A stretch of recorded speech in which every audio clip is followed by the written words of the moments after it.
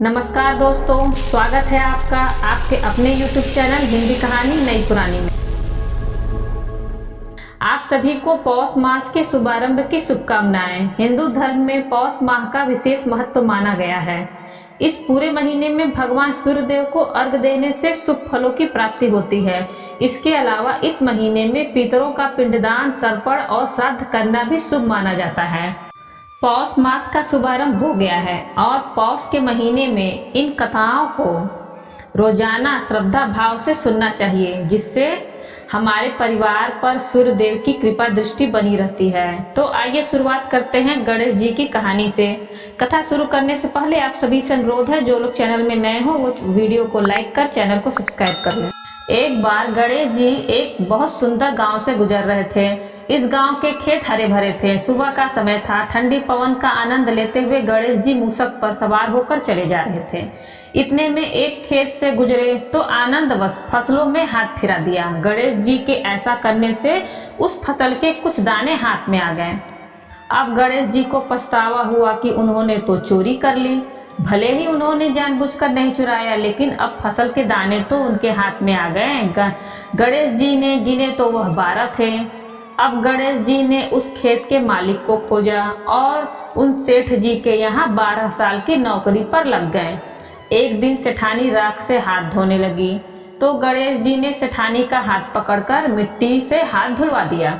सेठानी ने सेठ जी से शिकायत की और कहा कि देखो, नौकर ने मेरा हाथ पकड़ लिया।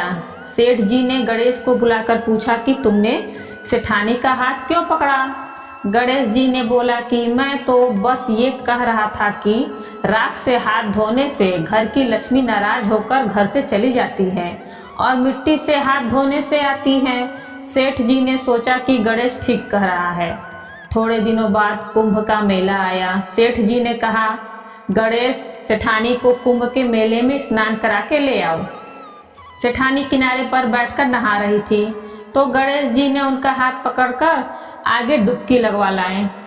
घर आकर सेठानी ने सेठ से कहा, गणेश ने तो मेरी इज्जत ही नहीं रखी और इतने सारे आदमियों के बीच में मुझे घसीटकर आगे पानी में ले गए। तब सेठ जी ने गणेश जी को पूछा कि ऐसा क्यों किया? तो गणेश जी ने कहा कि सेठानी किनारे बैठकर गंदे पानी से नहा रही थी तो मैं आगे अच्छे पानी में डुबकी लगवा कर ले आया। इससे अगले जन्म में बहुत बड़े राजा और राजपाट मिलेगा। सेठ जी ने सोचा कि गणेश ठीक कह रहा है। एक दिन घर में पूजा पाठ हो रही थी, हवन हो रहा था। सेठ जी ने गणेश को कहा कि जाओ सेठानी को बुलाकर ले आओ। गणेश जी सेठानी को बुलाने गए तो सेठानी काली चुनरी ओढ़कर चलने लगी। तो गणेश जी ने काली चुनरी फाड़ दी और कहा कि लाल चुनरी ओढ़ के चलो। सेठानी नाराज होकर सो गई। सेठ जी ने आकर पूछा, क्या बात है? तो सेठानी ने बोला कि गणेश ने मेरी चुनरी फाड़ दी।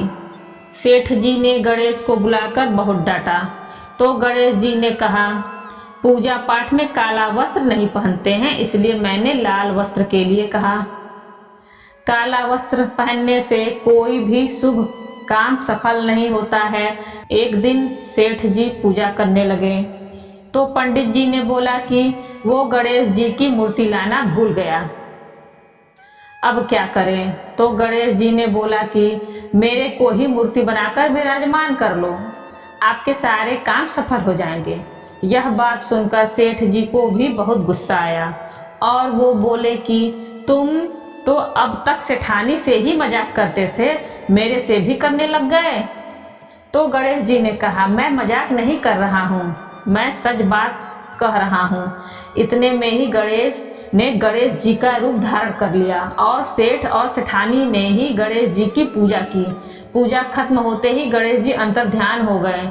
सेठ सेठानी को बहुत धोखा हुआ और उन्होंने कहा कि हमारे पास तो गणेश जी रहते थे और हमने उनसे इतना काम कराया। तो गणेश जी ने सपने में आकर सेठ जी को कहा कि आपके खेत में से मैंने 12 अनाज के दाने तोड़ लिए थे, उसी का दोष उतारने के लिए मैंने आपके यहाँ काम किया था। सेठ जी के करोड़ों की माया हो गई। हे गणेश जी महाराज, जैसा सेठ जी को दिया वैसा सबको देना।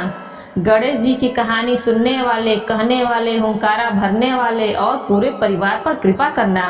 बोलो गणेश जी महाराज की जय। स्वर्ग और नरक की कहानी। एक बुजुर्ग औरत मर गई, यमराज लेने आए। औरत ने यमराज से पूछा, आप मुझे स्वर्ग ले जाएंगे या नरक? यमराज बोले, दोनों में से कहीं नहीं। तुमने इस जन्म में बहुत ही अच्छे कर्म किए हैं, इसलिए मैं तुम्हें सीधे प्रभु के धाम ले जा रहा हूँ। बुजुर्ग औरत खुश हो गई, बोली, धन्यवाद, पर मेरी आपसे एक विनती है। मैंने यहाँ धरती पर सबसे बहुत स्वर्ग और नरक के बारे में सुना है। मैं एक बार इन दोनों जगहों को देखना चाहती हूँ। यमराज बोले, तुम्हारे कर्म अच्छे हैं, इसलिए मैं तुम्हारी ये इच्छा पूरी करता हूँ। चलो हम स्वर्ग और नरक के रास्ते से होते हुए प्रभु के धाम चलेंगे। दोनों चल पड़े। सबसे पहले नरक आया। नरक में बुजुर्ग औरत ने जोर जोर से लोगों के रोने की आवाजें सुनी। लोग दर्द पीड़ा से चीख चिल्ला रहे थे। वहां नरक में सभी लोग दुबले पतले और बीमार दिखाई दे रहे थे। औरत ने एक आदमी से पूछा, यहाँ आप सब लोगों की ऐसी हालत क्यों है? आदमी बोला, तो और कैसी हालत होगी, मरने के बाद जब से यहाँ आए हैं हमने एक दिन भी खाना नहीं खाया। भूख से हमारी आत्माएं तड़प रही हैं। बुजुर्ग औरत की नज़र एक विशाल पतीले पर पड़ी, जो कि लोगों के कद से करीब 300 फीट ऊंचा होगा। उस पतीले के ऊपर एक विशाल चम्मच लटका हुआ था। उस पतीले में से बहुत ही शानदार खुशबू आ रही थी। बुजुर्ग औरत ने उस आदमी से पूछा, इस पतीले में क्या है? आदमी मायूस होकर बोला, ये पतीले बहुत ही स्वादिष्ट खीर से हर समय भरा रहता है। बुजुर्ग औरत ने हैरानी से पूछा, इसमें खीर है तो आप लोग पेट भर के ये खीर खाते क्यों नहीं? भूख से क्यों तड़प रहे हैं? आदमी रो रो कर बोलने लगा, कैसे खाएं, ये पतीला 300 फीट ऊंचा है। हम में से कोई भी उस पतीले तक नहीं पहुंच पाता है। बुजुर्ग औरत को उन पर तरस आ गया। सोचने लगी, बेचारे खीर का पतीला होते हुए भी भूख से बेहाल हैं। शायद ईश्वर ने इन्हें यही दंड दिया होगा। यमराज बुजुर्ग औरत से बोले, चलो हमें देर हो रही है। दोनों चल पड़े। कुछ दूर चलने पर स्वर्ग आया। वहां पर बुजुर्ग औरत को सबके हंसने खिलखिलाने की आवाजें सुनाई दी। सब लोग बहुत खुश दिखाई दे रहे थे। उनको खुश देखकर बुजुर्ग औरत भी बहुत खुश हो गई। पर वहां स्वर्ग में भी बुजुर्ग औरत की नज़र वैसे ही 300 फीट ऊंचे पतीले पर पड़ी जैसा नरक में था। उसके ऊपर ही वैसा ही चम्मच लटका हुआ था। बुजुर्ग औरत ने वहां लोगों से पूछा, इस पतीले में क्या है? स्वर्ग के लोग बोले, इसमें बहुत स्वादिष्ट खीर है। बुजुर्ग औरत हैरान हो गई। उनसे बोली, पर यह पतीला तो 300 फीट ऊंचा है, आप लोग तो इस तक पहुंच ही नहीं पाते होंगे। उस हिसाब से तो आप लोगों को खाना मिलता ही नहीं होगा। आप लोग भूख से बेहाल होंगे। पर मुझे तो आप सभी इतने खुश लग रहे हो। ऐसे कहे लोग बोले, हम तो सभी लोग इस पतीले में से पेट भर के खीर खाते हैं। औरत बोली, पर कैसे? पतीला तो बहुत ऊंचा है। लोग बोले, तो क्या हो गया, पतीला ऊंचा है तो? यहाँ पर कितने सारे पेड़ हैं। ईश्वर ने ये पेड़ पौधे, नदी, झरने हम मनुष्यों के उपयोग के लिए ही तो बनाए हैं। हमने इन पेड़ों की लकड़ी से उसको काटा, फिर लकड़ियों के टुकड़ों को जोड़ के विशाल सीढ़ी का निर्माण किया। उस लकड़ी की सीढ़ी के सहारे हम पतीले तक पहुँचते हैं और सब मिलकर खीर का आनंद लेते हैं। बुजुर्ग औरत यमराज की तरफ देखने लगी। यमराज मुस्कुराए, बोले, ईश्वर ने स्वर्ग और नरक मनुष्यों के हाथों में ही सौंप रखा है। चाहे तो अपने लिए नरक बना ले, चाहे तो अपने लिए स्वर्ग। ईश्वर ने सबको एक समान हालातों में डाला है। उसके लिए उसके सभी बच्चे एक समान हैं। वो किसी से भेदभाव नहीं करता। वहाँ नरक में भी पेड़ पौधे सब थे, पर वो लोग खुद ही आलसी हैं। उन्हें खीर हाथ में चाहिए।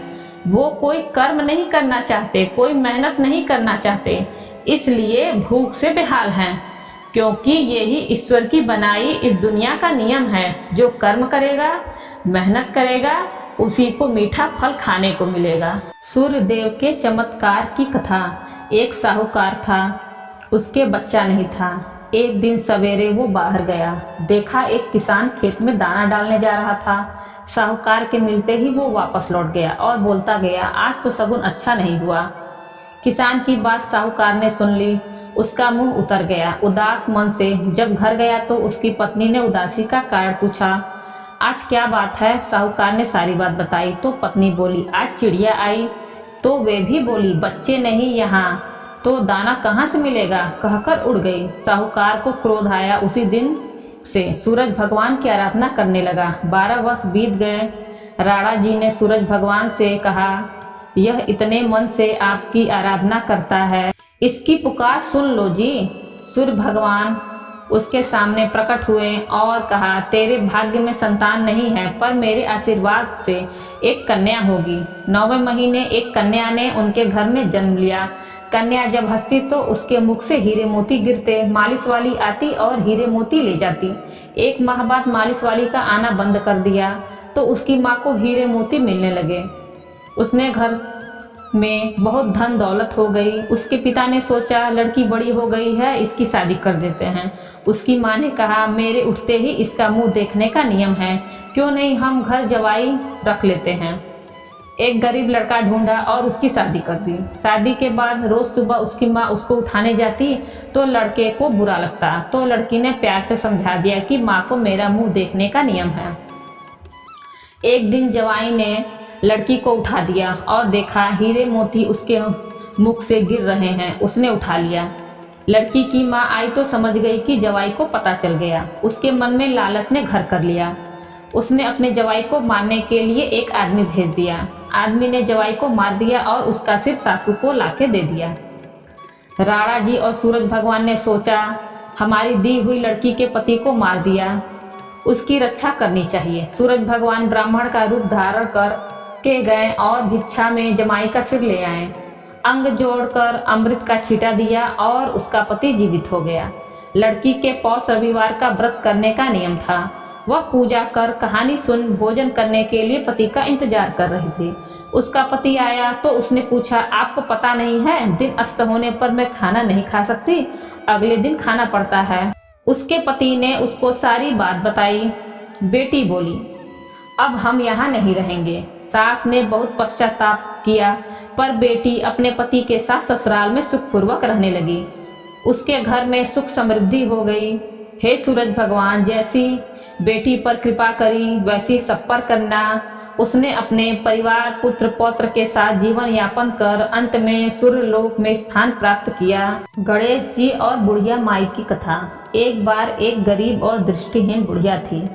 उसके साथ उसके बहू और बेटा रहते थे। बुढ़िया हमेशा ही श्री गणेश की पूजा किया करती थी। एक दिन उसकी पूजा से प्रसन्न होकर गणेश जी प्रकट हुए और बोले, बुढ़िया माँ, तू जो चाहे वो मांग ले। बुढ़िया ने कहा, मैं कैसे और क्या मांगू, मुझसे तो मांगना ही नहीं आता है। इस पर गणेश जी ने कहा, अपने बहू और बेटे से पूछ ले और मांग ले। यह सुनकर बुढ़िया ने अपने बेटे से कहा, गणेश जी ने कहा है कि मैं कुछ भी मांग सकती हूँ, तो बता मैं क्या मांगू। उसके पुत्र ने कहा कि माँ, तू गणपति बप्पा से धन मांग ले।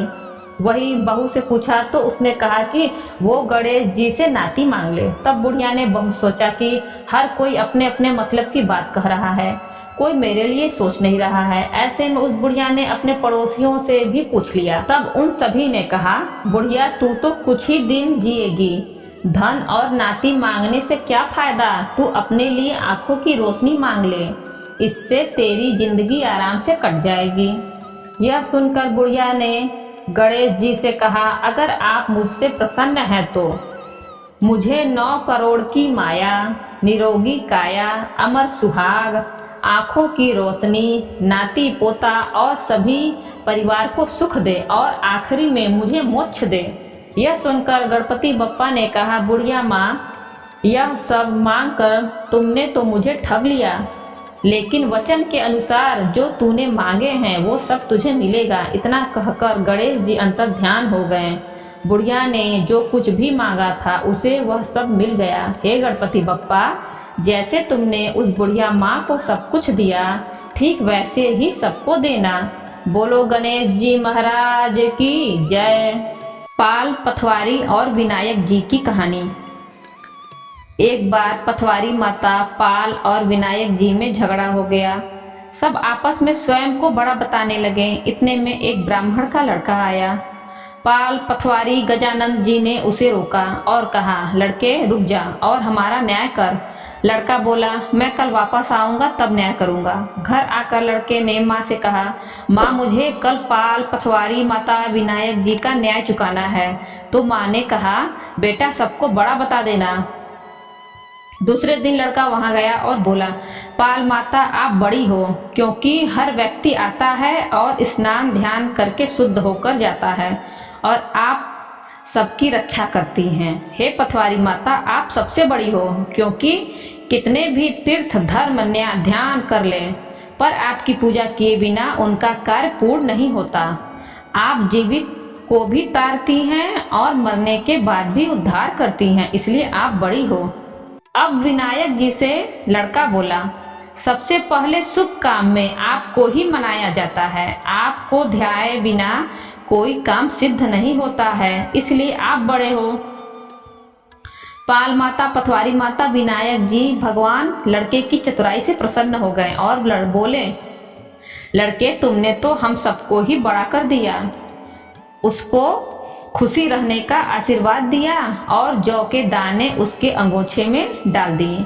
लड़का सोचने लगा, ये तो घाटे का सौदा रहा। सारा दिन खराब कर न्याय किया और इतने से जौ मिले। उदास मन से घर आकर अंगोछा एक कोने में डाल दिया। माँ ने अंगोछा उठाया तो उसमें से हीरे मोती बिखर गए। तो माँ बोली, बेटा न्याय करके क्या लाया है? लड़का बोला, माँ कोने में जो पड़ा है देख ले। माँ वहां गई, देखा हीरे मोती का ढेर लगा है, हीरे मोती जगमगा रहे हैं। माँ अत्यधिक प्रसन्न हो गई। माँ ने बेटे को बुलाया और कहा, बेटा आज तो पाल माता पथवारी माता विनायक जी भगवान आज तो हम पर प्रसन्न हुए हैं। माँ बेटे बहुत प्रसन्न हुए। हे भगवान, जैसे पाल माता पथवारी माता विनायक जी भगवान ने लड़के को दिया वैसे सबको देना। कहानी कहने वाले, सुनने वाले, हुंकारा भरने वालों को सुख समृद्धि धन धान्य देना। धरती माता की कहानी। प्राचीन समय की बात है। एक गांव में एक माँ और उसका बेटा बेटी रहा करते थे। माँ गरीब थी, वह मजदूरी करके अपने परिवार का पेट भरती थी। धीरे धीरे दिन गुजरते गए और बच्चे बड़े होने लगे। बेटी शादी के योग्य हो गई। तब माँ बूढ़ी हो गई। माँ ने अपने बेटे से कहा कि बेटा तेरी बहन शादी के योग्य हो गई है, इसलिए तेरे जैसा घर वर देखकर उसकी शादी करना। ऐसा बोलकर माँ तो कुछ दिनों बाद मर गई। उसका भाई गांव गांव में घूमा, लेकिन बहन के योग्य पति नहीं मिला। वह घूम घूम कर थक गया और एक दिन सोचने लगा कि मेरे जैसा तो इस दुनिया में कोई नहीं है, इसलिए मैं ही इससे शादी कर लेता हूँ। ऐसा सोचकर वह चुनरी और शादी के लिए सब सामान ले आया। तब उसकी बहन ने पूछा कि भाई तुम यह सब सामान क्यों लेकर आए हो? तब उसके भाई ने कहा कि बहन यह सब सामान तुम्हारी शादी के लिए लेकर आया हूँ। गांव वालों ने बहन से कहा कि तुम्हारा भाई ही तुमसे शादी करने वाला है। तब बहन ने जाकर अपने भाई से पूछा कि भाई मेरी शादी किससे कर रहे हो? इस पर भाई ने कोई जवाब नहीं दिया। तब बहन समझ गई। उसने एक लोटे में जल लिया, चुनरी ली और चप्पल पहनकर जंगल की तरफ चली गई। जंगल में गाय चराने वाले ग्वालों ने उससे पूछा कि कहाँ जा रही हो? तो वह कुछ नहीं बोली। वन में जाकर वह धरती माता को पुकारने लगी और बोली कि हे धरती माँ, अब तुम ही मेरी लाज रखना, वरना अनर्थ हो जाएगा। वह बोली, मैं क्या करूँ माँ, मुझे अपनी गोद में ले लो, नहीं तो अन्याय हो जाएगा। तब धरती फटी तो बहन ने एक तरफ लोटा, चुनरी और चप्पल रख दिए और वह धरती में जाने लगी। इतने में दौड़ता हुआ उसका भाई जंगल में आया और उसने ग्वालों से पूछा कि मेरी बहन किधर गई है? ग्वालों ने कहा कि तेरी बहन उस तरफ गई है। वह बहन बहन पुकारता हुआ उस तरफ दौड़ता है। तब वह देखता है कि उसकी बहन धरती में समा रही है। यह देखकर वह बहन को पुकारता हुआ उस तरफ दौड़ता है। तब वह उसकी बहन धरती में समा चुकी थी, केवल थोड़े से बाल दिखाई दे रहे थे। वह बहन के बालों को मुट्ठी में पकड़कर रोने लगा। बहन तू सत्य के लिए धरती माँ की गोद में समा गई, मेरी बुद्धि भ्रष्ट हो गई थी। माँ का वचन निभाने के लिए मेरे जैसा कोई वर नहीं मिला। ऐसा बोलकर वह जोर जोर से रोने लगा। पर धरती माँ ने सत्य के लिए बेटी को अपने में समा लिया। जो बाल बाहर थे वे दोब बन गए। इसलिए औरतें धरती माता की कहानी सुनती हैं और चुनरी, चप्पल, लोटा, बर्तन में हरी मूंग और लड्डू कुंवारी कन्या को देती हैं। जो भी धरती माता की कहानी सुनता है, धरती माता उसको सुख रखेंगी। हे धरती माता, कहानी कहने, सुनने और हुंकारा भरने वाले सभी को सुखी रखना। बोलो धरती माता की जय। धर्मराज जी की कहानी। प्राचीन समय की बात है। एक नगर में 2 सेठानियां रहती थीं। बड़ी सेठानी घर में बहुत धन था, लेकिन वह कंजूस थी। छोटी सेठानी के घर में धन कम था, लेकिन वह मन से बहुत दयालु और मददगार थी। वह स्वयं को धर्म के कार्य करने और लोगों की मदद करने में लगाए रहती थी। वह रोज सवेरे गंगा स्नान करने के लिए जाती, तुलसी माता, बड़े पीपल सींचती, भगवान के मंदिर जाकर पूजा करती और धर्मराज जी की कहानी सुनती थी। जबकि बड़ी सेठानी यह सब देखकर हंसती थी और कहती थी कि पता नहीं दिन भर क्या फालतू काम करती रहती है। ऐसा करते करते दिन बीतने लगे और सेठानियां वृद्ध हो गईं। तब भगवान के घर से बुलावा आया। छोटी सेठानी को लेने के लिए धर्मराज जी ने अपना विमान भेजा, जबकि बड़ी सेठानी को दूत मारते हुए ले जाने लगे। रास्ते में बड़ी सेठानी ने कहा कि मुझे भूख लगी है।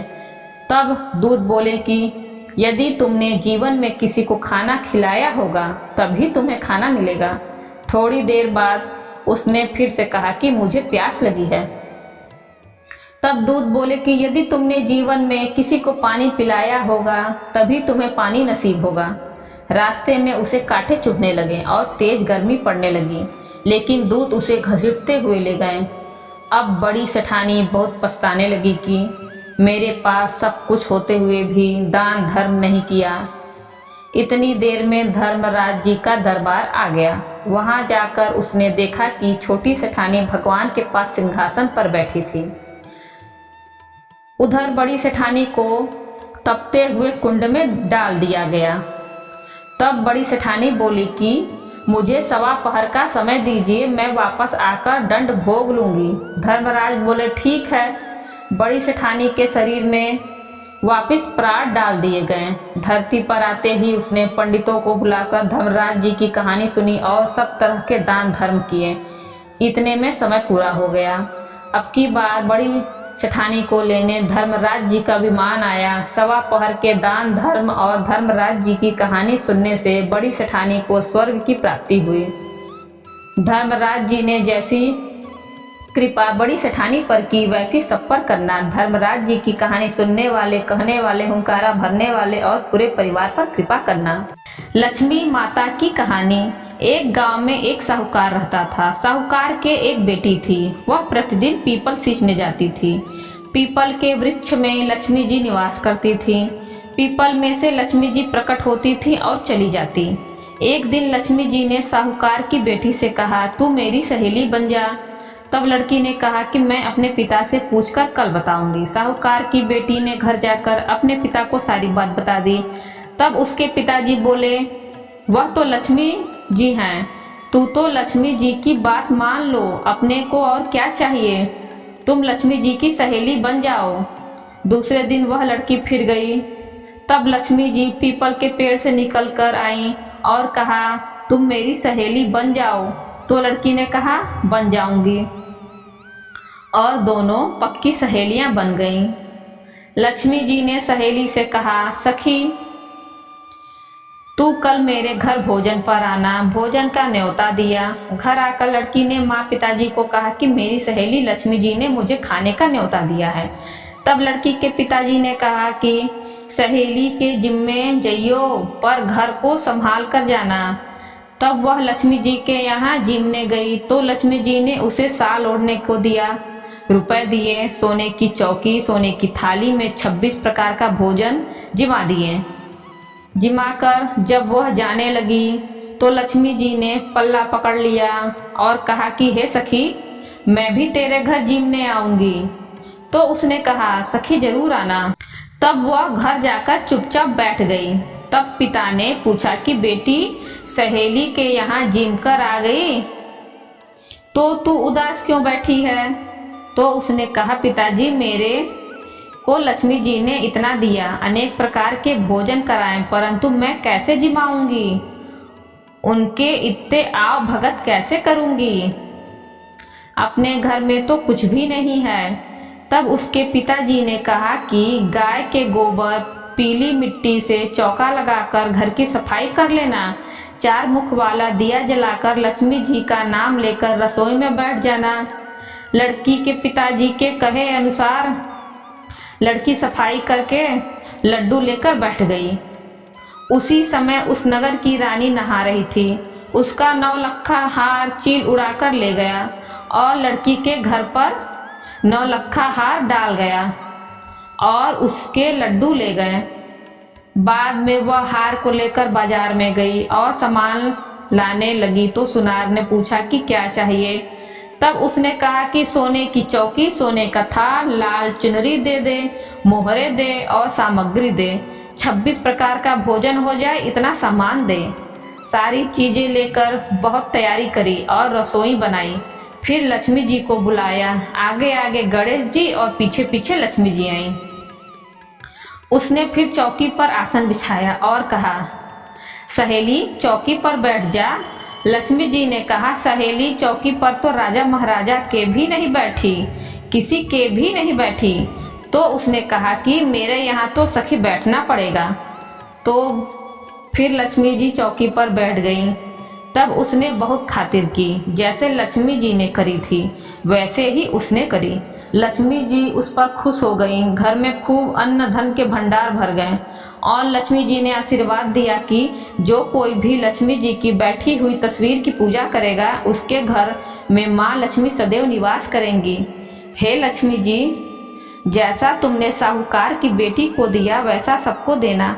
कहते सुनने हंकारा भरते अपने सारे परिवार को दियो, पीहर में देना, ससुराल में देना, बेटे पोते को देना। हे लक्ष्मी माता, सबका कष्ट दूर करना, दरिद्रता दूर करना, सबकी मनोकामनाएं पूर्ण करना।